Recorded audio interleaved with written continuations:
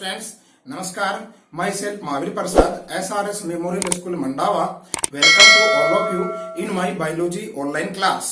Students, बहुत ही important topic है, ठीक है। वीडियो को पूरा देखिएगा। ये competition exam 12th and 10th board exam के लिए उपयोगी है, ठीक है। तो स्टूडेंट्स, प्रीवियस वीडियो में हमने डिस्कस किया था, स्टडी की थी मेंडल के द्वारा प्रस्तुत किए गए द्विसंकर संकरण प्रयोग के बारे में और स्वतंत्र अपव्यवन के नियम के बारे में, ठीक है। तो आज के इस क्लास में हम स्टडी करेंगे, देखिए आज की इस क्लास में हम स्टडी करेंगे संकर पूर्व ओज संकरण के बारे में। संकर पूर्वज संकरण के बारे में, जिसको कहते हैं बैक क्रॉस। बैक क्रॉस,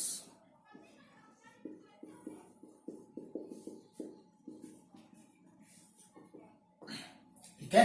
देखिए, संकर पूर्व संकरण क्या होता है कि मेंडल के एकल संकर संकरण प्रयोग में F1PD में जो पादप प्राप्त होते हैं, उन पादपों का यदि जनक पादपों के साथ, ठीक है, उन पादपों का जनक पादपों के साथ क्रॉस करवा दिया जाए तो उसे संकर पूर्वज संकरण कहते हैं, ठीक है। जनक पादप चाहे वो अप्रभावी हो चाहे प्रभावी हो, ठीक है ना। यानी मेंडल के एकल संकर संकरण प्रयोग में प्राप्त F1PD के पादपों का क्रॉस जनक पादपों के साथ करवाया जाए तो उसे संकर पूर्वज संकरण कहते हैं, ठीक है। ये होता है दो टाइप का, ठीक है। नंबर 1 है बाह्य संकरण,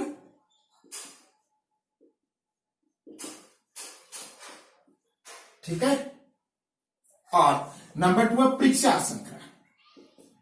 परीक्षार्थ संकरण, आउटक्रॉस, और ये है टेस्ट क्रॉस। देखिए, बाह्य संकरण और परीक्षार्थ संकरण क्या होते हैं। बाह्य संकरण क्या है? जब F1PD में प्राप्त पादपों का क्रॉस, ठीक है, जनकों में से प्रभावी जनक के साथ करवाया जाता है, ठीक है।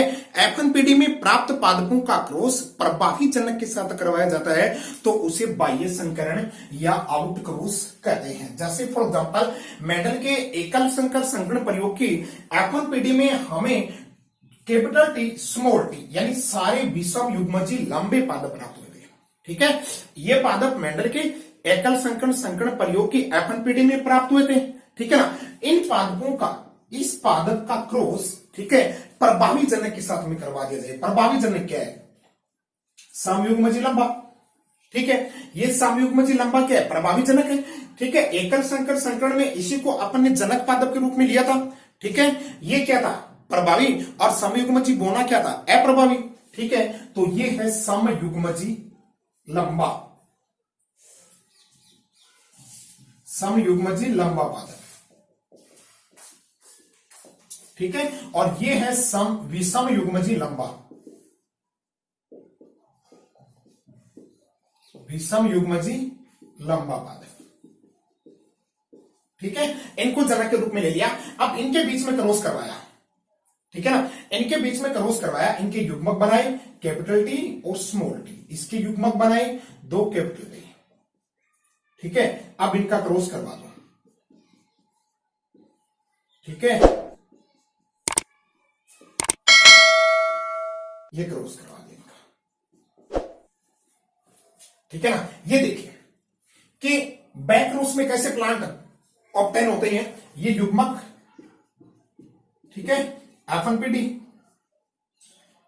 यानी F1PD तो बहुत ही, इसको F2PD दे सकते हैं अपन, ठीक है ना।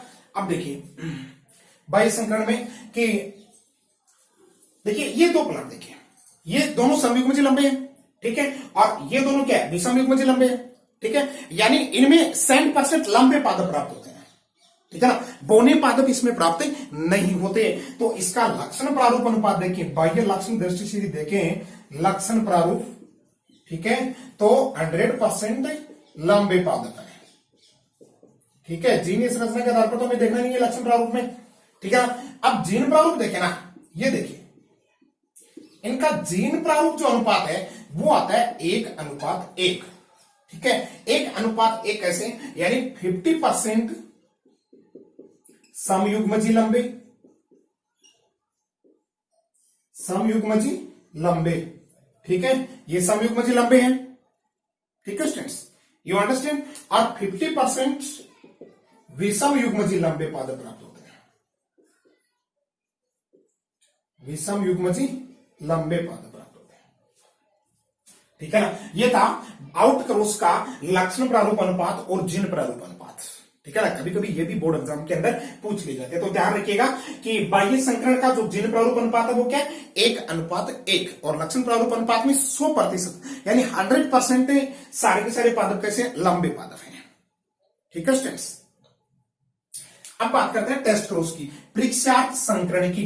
टेस्ट क्रॉस क्या है कि वह संकरण जिसमें F1PD में प्राप्त पादपों का क्रॉस, ठीक है, अप्रभावी जनक के साथ करवाया जाता है, तो उसे परीक्षार्थ संकरण या टेस्ट क्रॉस कहते हैं, ठीक है। अब F1PD के अंदर कौन से प्लांट प्राप्त हो रहे थे, विषम युग्मजी लंबे, ये विषम युग्मजी लंबा है, ठीक है। अब इसका क्रॉस करवा दे अप्रभावी जनक के साथ। अब अप्रभावी जनक क्या था, बोना पादप, ठीक है, ये समयुग्मजी बोना है, समयुग्मजी बोना पादप, ठीक है, और ये है विषम युग्मजी लंबा,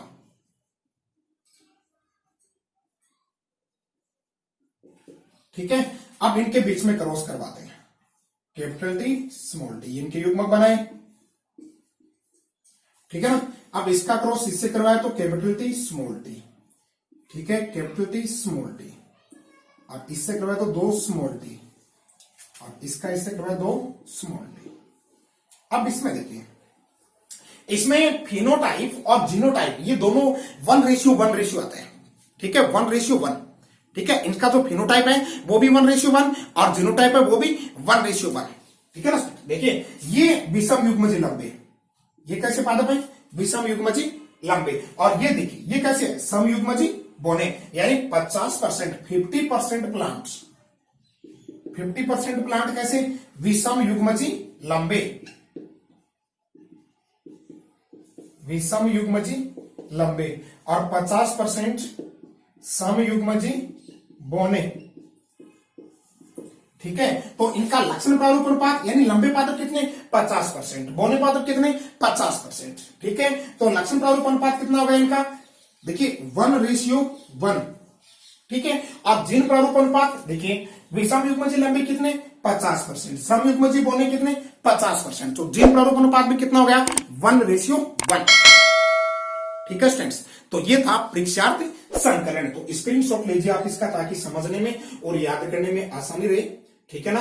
अब इसके बाद में नेक्स्ट टॉपिक पढ़ेंगे हम मेंडल के वंशागति के नियमों का महत्व, वंशागति के नियमों का महत्व है। देखिए आशा करता हूं कि ये टॉपिक आपके समझ में आया होगा, ठीक है। फिर भी यदि किसी प्रकार की कोई कंफ्यूजन है तो जरा कमेंट करके बताइएगा जरूर, ठीक है स्टूडेंट्स। नेक्स्ट है मेंडल के वंशागति के नियम।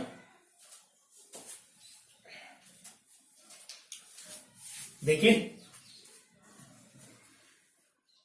वंशागति के नियम का महत्व है।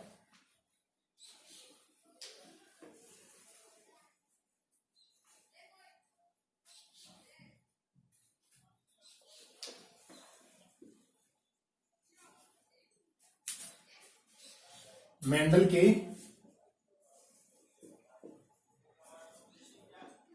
वंशागति के नियमों का महत्व है।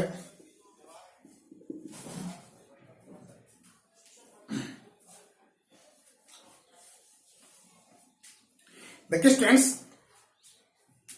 सजीवों के लिए प्रभाविता का नियम बहुत ही महत्वपूर्ण है, ठीक है ना। क्योंकि जीवों के अंदर जो घातक जीन होती है ना, ठीक है, कई घातक लक्षण होते हैं ना, वो अप्रभावी जीन के कारण प्रभावी जीन की उपस्थिति में अभिव्यक्त नहीं हो पाते हैं, ठीक है। इसलिए प्रभाविता का नियम आना वो बहुत ही क्या है, महत्वपूर्ण है, ठीक है स्टूडेंट्स। कई घातक जीन जो होते हैं वो अप्रभावी होती है, तो अप्रभावी होने के कारण वो प्रभावी जीन की उपस्थिति में अपने आप को प्रदर्शित नहीं कर पाती है, व्यक्त नहीं कर पाती है, ठीक है स्टूडेंट्स। नंबर 1 तो ये था ठीक है, कि घातक जीन की अभिव्यक्ति नहीं हो पाती प्रभाविता के नियम के कारण।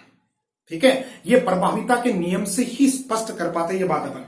ठीक है ना। नंबर 2 है कि मेंडल का जो पृथक्करण का नियम है उसके द्वारा, पृथक्करण के नियम के द्वारा जो जीन की संकल्पना है उसकी पुष्टि की जा सकती है। जीन संकल्पना की पुष्टि की जा सकती है पृथक्करण के नियम के द्वारा।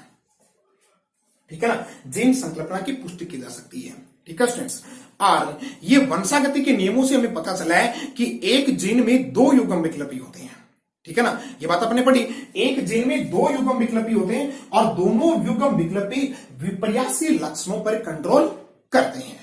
यानी जीवों में पीढ़ी दर पीढ़ी संचरित होने वाले आनुवांशिक लक्षणों पर कंट्रोल कौन करता है? जीन करती है।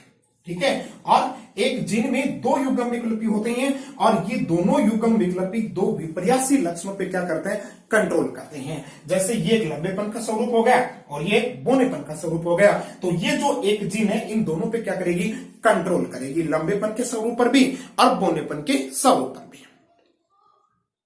ठीक है स्टूडेंट्स, संकरण प्रयोग के द्वारा, ठीक है, संकरण प्रयोग के द्वारा अच्छी किस्म के, ठीक है, अच्छी किस्म के और रोग प्रतिरोधक किस्म के, रोग प्रतिरोधक किस्म और अच्छी किस्म के जो फसली पादप है उनका उत्पादन किया जा सकता है। ठीक है स्टूडेंट्स, संकरण विधि के द्वारा अच्छी नस्ल के संकरित जो जीव है या अच्छी किस्म के संकरित जो पादप है वो प्राप्त किए जा सकते हैं। ठीक है स्टूडेंट्स, और मानव जाति में सुधार से संबंधित जो विज्ञान की एक शाखा है, ठीक है, मानव जाति में सुधार से संबंधित एक विज्ञान की शाखा है जिसका नाम है सुजननिकी। सुजननिकी, ये जो सुजननिकी है ये भी मेंडल के वंशागति के नियमों पर ही आधारित है। ठीक है ना, सुजननिकी मेंडल के वंशागति के नियमों पर आधारित है। और सुजननिकी किस प्रकार की विज्ञान है? ये मानव जाति से संबंधित सुधार की विज्ञान है। ठीक है, मानव जाति से संबंधित सुधार की विज्ञान की एक शाखा है। ठीक है, जो मेंडल के वंशागति के नियमों पर ही आधारित है और संकरण विधि के द्वारा अच्छी किस्म के पादप और अच्छी नस्ल के जो जीव है वे प्राप्त किए जा सकते हैं। ठीक है स्टूडेंट्स, तो ये थे मेंडल की वंशागति के, मेंडल के वंशागति के नियमों का महत्व। ठीक है स्टूडेंट्स, तो अपना टॉपिक कंप्लीट हो चुका है। ठीक है, तो आशा करता हूं कि टॉपिक आपको जरूर समझ में आया होगा। ठीक है स्टूडेंट्स, समझ में आया है तो प्लीज वीडियो को लाइक कीजिएगा। ठीक है स्टूडेंट्स, और सब्सक्राइब भी कीजिएगा चैनल को। ठीक है, अपना चैनल है टू लाइफ स्टडी। ठीक है, इसको सब्सक्राइब करें और उसके पास में एक बेल आइकन होता है, उस बेल आइकन को प्रेस करें ताकि आने वाले नए वीडियो के नोटिफिकेशन आपको सबसे पहले प्राप्त हो। Thank you for watching my video. ठीक है, बेस्ट ऑफ लक। मिलते हैं नेक्स्ट वीडियो में नेक्स्ट टॉपिक के साथ। तब तक के लिए गुड बाय।